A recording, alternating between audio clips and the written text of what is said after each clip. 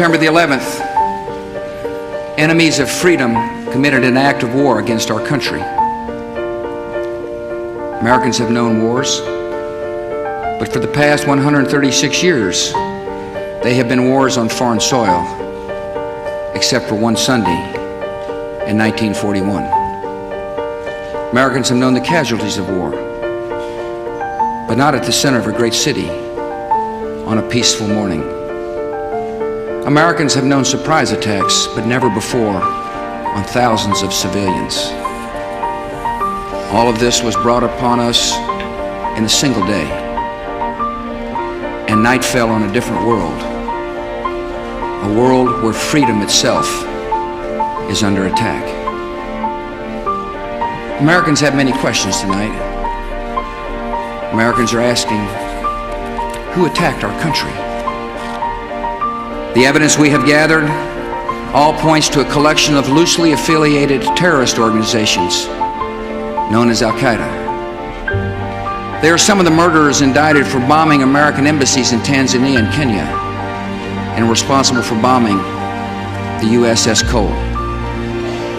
Al-Qaeda is to terror what the mafia is to crime, but its goal is not making money. Its goal is remaking the world and imposing its radical beliefs on people everywhere. The terrorists practice a fringe form of Islamic extremism that has been rejected by Muslim scholars and the vast majority of Muslim clerics, a fringe movement that perverts the peaceful teaching of Islam. The terrorist directive commands them to kill Christians and Jews, to kill all Americans, and make no distinctions among military and civilians, including women and children. This group and its leader, a person named Osama bin Laden, are linked to many other organizations in different countries, including the Egyptian Islamic Jihad, the Islamic movement of Uzbekistan. There are thousands of these terrorists in more than 60 countries.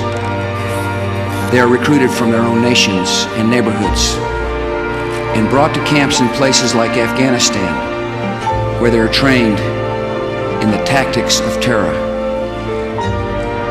They are sent back to their homes or sent to hide in countries around the world to plot evil and destruction.